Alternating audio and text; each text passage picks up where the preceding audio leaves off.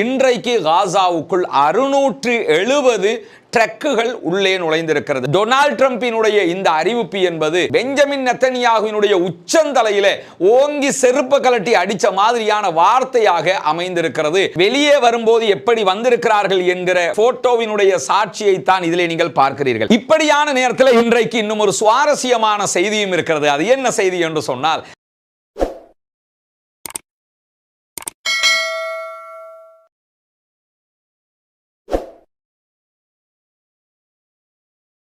அஸ்ஸலாமு அலைக்கும் வரஹ்மத்துல்லாஹி வபரகாத்துஹு. அன்பிற்கினிய சகோதர சகோதரிகளை நம் அனைவர் மீதும் ஏக இறைவனுடைய அமைதியும் கருணையும் உண்டாகட்டுமாக என்கிற உயரிய பிரார்த்தனைகளோடு பாலஸ்தீனத்திலே யுத்த நிறுத்தம் ஏற்பட்டு 2வது நாளிலே என்னவெல்லாம் நடந்திருக்கிறது என்கிற செய்திகளை தான் இன்றைக்கு நாம் பார்க்க இருக்கிறோம். இன்றைய நாளை பொறுத்தவரையில் மகிழ்ச்சிகரமான மிக மிக மகிழ்ச்சிகரமான ஒரு நாளாக இருக்கக்கூடிய அதே நேரம் இன்றைக்கு காசாவுக்குள் 670 ட்ரக்குகள் உள்ளே நுழைந்திருக்கிறது. மருத்துவ பொருட்கள், உணவுகள், தண்ணீர் என்று அனைத்தையும் எடுத்துக்கொண்டு சர்வதேச செஞ்சிலுவை சங்கத்தினுடைய அனுமதியோடு சர்வதேச செம்பிறை சங்கம் உள்ளே தேவையான உணவுகளை எடுத்துக்கொண்டு சென்றிருக்கிறார்கள். வடக்கு காசா பகுதிகளுக்கு 260க்கு மேற்பட்ட ட்ரக்குகள் நுழைந்திருக்கின்றன.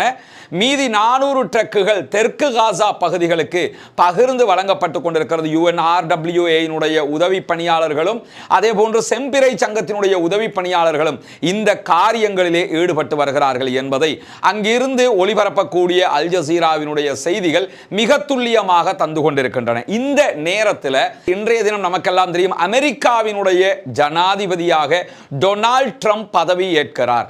டொனால்ட் ட்ரம்ப் பதவி ஏற்பதற்கு முன்பதாக நேற்று இரவு அவருடைய ஒரு உரை ஆற்றப்பட்டது. அதிலே அவர் ஒரு முக்கியமான விவகாரத்தை குறிப்பிட்டு காட்டியிருந்தார். அதில் அவர் என்ன சொல்லியிருந்தார்னா, காசாவிலே ஒரு நிரந்தர சமாதான உடன்படிக்கையை கொண்டு வந்திருக்கிறோம். யாராலும் செய்ய முடியாத ஒன்றை பதவி ஏற்பதற்கு முன்பதாகவே நான் செய்திருக்கிறேன். மத்திய கிழக்கிலே கண்டிப்பாக அமைதியை மீட்டு கொண்டு வருவேன். 3ஆம் உலக மகா யுத்தத்தை நோக்கி மத்திய கிழக்கை நான் நகர்த்த மாட்டேன் என்று நேற்றைய தினம் பேசிய டொனால்ட் ட்ரம்ப் மிக தெளிவாக பேசியிருந்த வார்த்தைகள் இந்த யுத்த நிறுத்தம் கண்டினியூ ஆகும், இந்த யுத்த நிறுத்தம் டிஸ்கண்டினியூ ஆகாது என்கிற ஒரு நம்பிக்கையை மக்களுக்கு கொடுத்திருக்கிறது. ஏன்னா பெஞ்சமின் நெத்தன்யாகு திரும்ப திரும்ப நான் தாக்குதல் நடத்துவோம், நாங்க யுத்தத்தை ஆரம்பிப்போம் என்று மிரட்டி கொண்டிருக்கக்கூடிய நேரத்தில் டொனால்ட் ட்ரம்பினுடைய இந்த அறிவிப்பு என்பது பெஞ்சமின் நெத்தன்யாகுவினுடைய உச்சந்தலையில ஓங்கி செருப்பு கலட்டி அடிச்ச மாதிரியான வார்த்தையாக அமைந்திருக்கிறது.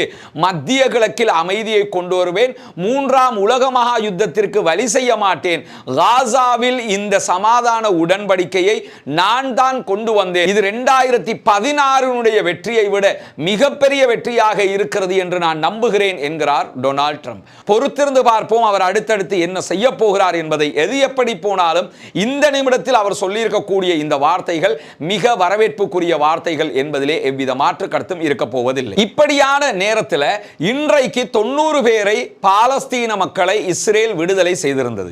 இந்த 90 பேருமே வெளியாகி இருக்கக்கூடிய காட்சிகளை எல்லாம் பார்க்கும்போது அவர்கள் வெளியில் விடப்பட்டது மிக மிக மகிழ்ச்சிக்குரியதாக இருந்தாலும் அவர்கள் நடைபிணங்களை போன்றுதான் வந்திருக்கிறார்கள் என்கிறது அங்கிருக்கக்கூடிய அல் ஜசீராவினுடைய செய்தி சேவை. ஏன்னா பல நோய்களோடும் பலவிதமான துன்புறுத்தல்களோடும் அவர்கள் வந்திருக்கிறார்கள் என்பதுதான் நாம் பார்க்கிற முக்கியமான கவலையான செய்தியாக இருக்கிறது.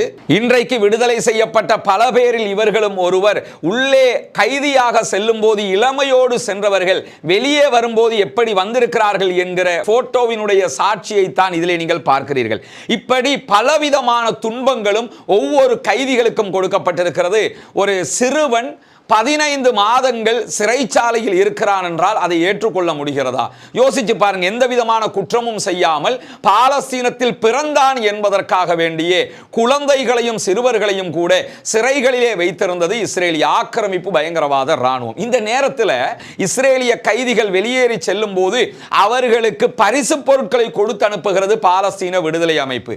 அவர்களை பக்குவமாக பாதுகாப்பாக கண்ணியமாக கொண்டு வந்து செம்பிறை சங்கத்தினூடாக செஞ்சிலுவை சங்கத்திடத்திலே ஒப்படைக்கிறது பாலஸ்தீன விடுதலை அமைப்பு. இப்படி பாலஸ்தீன விடுதலை அமைப்பு அவர்களை பாதுகாத்து பொத்தி பொத்தி வைத்திருந்து கொண்டு வந்து விட்டிருக்கும் போது வெளியே வந்திருக்கக்கூடியவர்களோடு அவர்கள் நடந்த விதம் என்ன, இவர்கள் நடந்த விதம் என்ன?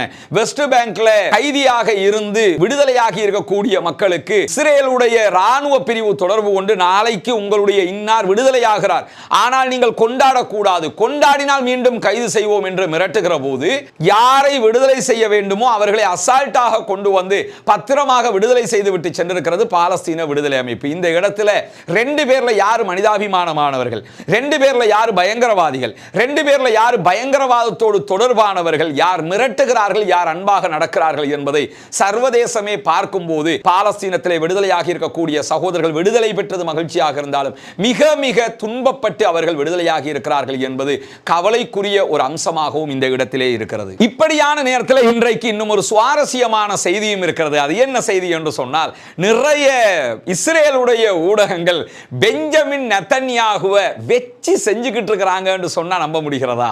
நீங்க இஸ்ரேலுடைய ஊடகங்களை போய் பார்த்தீங்கன்னா ரொம்ப அதை மீம்ஸ் போடுவாங்கல்ல, நம்மாக்கள் வந்து இந்த சில விஷயங்களை கலாச்சி மீம்ஸ் போடுவாங்கல்ல, இந்த கலாச்சி மீம்ஸ் போடுறதுலையும் இந்த மாதிரி அரசியல்வாதிகளை வெச்சு செய்கிறதுலையும் தமிழ்நாட்டு ஊடகங்களை தாண்டி கெத்து காட்டி கொண்டிருக்கிறது இஸ்ரேலுடைய ஊடகங்கள். அது ஹாரட்ஸாக இருக்கலாம், எடியோ தஹ்ரோனோத்தாக இருக்கலாம், ஜெருசலம் போஸ்டாக இருக்கலாம், யாராக இருந்தாலும் பெஞ்சமின் நெதன்யாகுவை கழுவி காய வச்சு துவச்சி தொங்க போட்டுக்கிட்டு இருக்கிறாங்கிறது மட்டும் திட்ட தெளிவாக தெரிகிறது. என்னன்னா, அவர் ஏற்கனவே பேசிய பேச்சுக்களையும் இப்பொழுது பேசிய பேச்சுக்களையும் வெளியிட்டுக் கொண்டிருக்கிறார்கள். ஏற்கனவே நாங்கள் பாலஸ்தீன விடுதலை அமைப்பை அழித்து விட்டு தான் வெளியே வருவோம் என்று அவர் பாராளுமன்றத்திலே கொக்கரிக்கிற வீடியோவை வெளியிடுகிறார்கள்.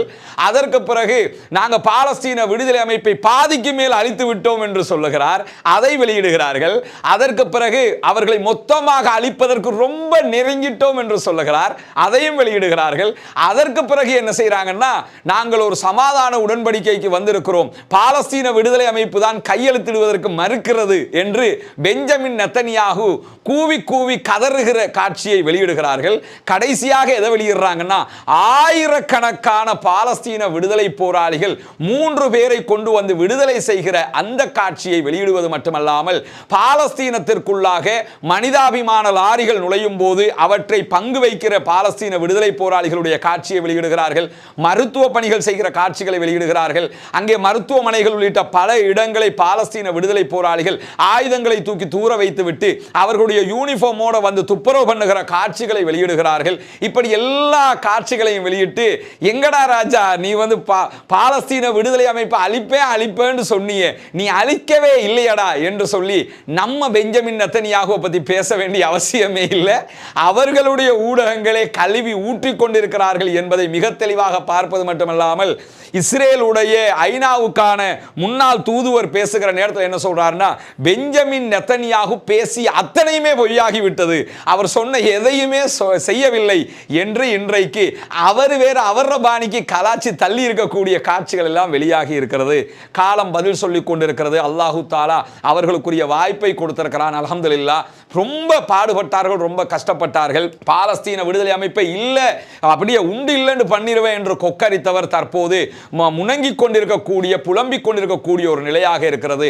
தான் நம்பிய தன்னுடைய எஜமானர்கள் ஆட்சி மாற்றத்தோடு மாற்றம் பெற்றிருக்கிறார்கள் என்கிற நிலையில ஒன்றும் செய்ய முடியாமல் தத்தளித்துக் கொண்டிருக்கிறார் பெஞ்சமின் நெதன்யாகு. அன்பிற்கினிய சகோதர சகோதரிகளே, உங்களுக்கு எல்லாம் தெரியும், தொடர்ந்தும் பாடசாலை மாணவர்களுக்கான பாடசாலை உபகரணங்களை இலவசமாக அன்பளிப்பாக வழங்கக்கூடிய காரியத்தை நம்ம ஹாப்பி டு லேர்ன் என்கிற பெயரில் செஞ்சு வர்றோம். இதுவெல்லாம் நீங்கள் தரக்கூடிய சதக்கா தான தர்மத்தை கொண்டுதான் செய்து வருகிறோம் என்பது உங்கள் அத்தனை பேருக்கும் தெரியும். நிறைய பாடசாலைகளில் இருந்தும் தனி மனிதர்களாகவும் நம்மிடத்தில் உதவிகளை கேட்டுக்கொண்டே இருக்கிறாங்க. முடிஞ்ச வரைக்கும் நீங்கள் தரக்கூடிய உதவிகளை வைத்து அவர்களுக்கு செய்து கொண்டிருக்கிறோம். ஆனால் நிறைய கோரிக்கைகள் வருகிற காரணத்தினால உங்ககிட்டே தான் நாங்கள் வந்து இந்த கோரிக்கையை முன்வைக்க வேண்டி இருக்கிறது. எனவே பாடசாலை மாணவர்களுக்கு உதவுவதற்காக உங்களால் முடிந்த தான தர்மத்தை வாரி வழங்குங்கள். முன்னால் தெரியக்கூடிய நம்முடைய தொலைபேசி மற்றும் வாட்ஸ்அப் இலக்கத்திற்கு உங்களால் முடிந்த உதவிகளை தொடர்பு கொண்டு வழங்க முடியும் என்கிற செய்தியையும் மீண்டும் இந்த இடத்திலே சொல்லிக் கொள்கிறேன். இப்படி இப்படியான நேரத்தில் தான் இன்றைக்கும் யுத்த நிறுத்தத்தை மீறி இஸ்ரேலிய ஆக்கிரமிப்பு பயங்கரவாத ராணுவத்தினுடைய குவாட் கேப்டர் தாக்குதல்கள் ரஃபா பகுதிகளிலே நடத்தப்பட்டிருக்கிறது. 3 பாலஸ்தீன அப்பாவிகள் படுகாயம் அடைந்திருக்கிறார்கள் என்கிற செய்திகள் வெளியாகி இருக்கிற அதே நேரம் உடனடியாக ஐநா இதிலே தலையிட்டிருக்கிறது. யுத்த நிறுத்தத்தை எக்காரணம் கொண்டும் இருதரப்பிலும் யாரும் மீறக்கூடாது, உடனடியாக இஸ்ரேல் கட்டுப்பாட்டுக்குள் வர வேண்டும், இஸ்ரேல் லெபனானில் செய்ததை போன்று இங்கே செய்ய வரக்கூடாது என்று கடுமையான கண்டனங்களையும் இன்றைக்கு வெளியிட்டிருக்கக்கூடிய செய்திகள் வெளியாகி இருக்கிறது. இதுவும் ஒரு பாராட்டுக்குரிய விவகாரம். ஐநா உடனே தலையிட்டது என்பது உண்மையில் வரவேற்புக்குரியது என்பதையும் நாம் இந்த இடத்திலே புரிந்து கொள்ள கடமைப்பட்டிருக்கிறோம். இன்றைக்கு முதலாவது நாள் முடிவுட்டு 2வது நாளாக இருக்கக்கூடிய நேரத்தில் ரஃபா பகுதிகளில் இருந்து 47 உடல்கள் கட்டிட இடிபாடுகளுக்குள் இருந்து மீட்கப்பட்டிருக்கிறது. சுமார் 10,000க்கும் மேற்பட்டவர்களுடைய உடல்கள் கட்டிட இடிபாடுகளுக்குள் இருப்பதாக சொல்லப்படுகிற நிலையில் 47 உடல்களை மீட்டிருக்கிறோம் என்கிற செய்திகள் இன்றைக்கு வெளியாகி இருக்கிறது. அல்லாஹ்வுடைய உதவியால் ஜனாசாக்களை மீட்கிற பணியையும் பாலஸ்தீன விடுதலை அமைப்பு களமிறங்கி செய்து கொண்டிருப்பது மட்டுமல்லாமல் அவர்கள் நாடு முழுவதும் காசா முழுவதும் அவர்களுடைய பாதுகாப்பு படைகளை குவித்திருக்கக்கூடிய காட்சிகளும் வெளியாகி இருக்கிறது.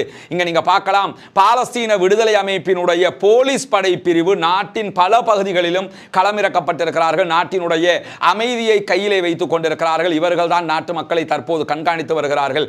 போலீஸ் பிரிவினுடைய தளபதி ஐஜிபியும் கடந்த யுத்தத்திலே கொல்லப்பட்டிருந்த நிலையில புதிய ஐஜிபி அங்கே பொறுப்பேற்றிருக்கிறார். ஏற்று போலீஸ் படை பிரிவும் துல்லியமான பாதுகாப்புகளை இன்று முதல் வழங்க ஆரம்பித்திருக்கிறது என்கிற செய்திகளையும் அல் ஜசீரா ஒளிபரப்பி கொண்டிருப்பதை நீங்கள் அவதானிக்க முடியும். போலீஸை பார்த்தீங்கன்னா அவங்க முகம் மறைச்சிருக்க மாட்டாங்க, ராணுவம் தான் ஃபேஸ் கவர் பண்ணி இருப்பாங்க, முகத்தை மறைச்சிருப்பாங்க. போலீசார் தெளிவாக முகத்தை மறைக்காதவர்களாக களத்தில் நிற்கக்கூடிய காட்சிகளை நீங்க பார்க்க முடியும். கடந்த யுத்தத்திலே பெரும் தியாகம் செய்தவர்களில் இவர்களும் ஒரு சாரார். நாட்டு மக்களை கண்ட்ரோல் பண்ணுவதில் மிக முக்கிய பங்களிப்பை இவர்கள் செய்து கொண்டிருந்தார்கள் என்பதையும் நாம் புரிய வேண்டி இருக்கிறது. இப்படியான நிலையில இன்றைக்கு வெளியாகி இருக்கக்கூடிய இறுதியான ஒரு முக்கியமான செய்தி என்னவென்று சொன்னால், நாங்கள் இஸ்ரேலுடைய கப்பல்களை மாத்திரம் தாக்குவதற்கு முடிவெடுத்திருக்கிறோம் என்று அறிவித்திருக்கிறது யமன்ல இருக்கக்கூடிய ஹூதிகளுடைய படைப்பிரிவு. தாக்குதலை மொத்தமாக நிறுத்துவோம் என்று சொன்னவர்கள் இஸ்ரேலுடைய கப்பல்கள் மீதான தாக்குதல்கள் தொடரும், எங்கள் மீதான தாக்குதலை இஸ்ரேல் உடனடியாக நிறுத்த வேண்டும், நிறுத்துவதாக அறிவிக்க வேண்டும், அறிவிக்காத பட்சத்தில் இஸ்ரேலுக்கு சொந்தமான கப்பல்களை செங்கடலில் செல்ல விட மாட்டோம், தொடர்ந்து தாக்குதல் நடத்துவோம், என்ன விளைவு வந்தாலும் அதை எதிர்கொள்ள தயார் என்கிற ஒரு அறிவிப்பையும் ஹூதிகளும் வெளியிட்டிருக்கிறார்கள். என்ன நடக்கிறது என்பதை பொறுத்திருந்து பார்ப்போம். இன்றைக்கு ஹூதிகள் வெளியிட்டிருக்கக்கூடிய ஒரு முக்கியமான அறிவிப்பாக இது இருக்கிறது. பாலஸ்தீனம் வெற்றி பெற வேண்டும், பாலஸ்தீனம் சுதந்திரம் அடைய வேண்டும், பாலஸ்தீன மக்களும் நம்மை போன்ற நிம்மதியானவர்களாக மாற வேண்டும் என்கிற பிரார்த்தனையை வல்ல ரஹ்மானிடத்திலே முன்வைக்க தவறிவிடாதீர்கள். ஜனநாயக ரீதியாக பாலஸ்தீன மக்களுக்காக தொடர்ந்தும் குரல் எழுப்புவோமாக.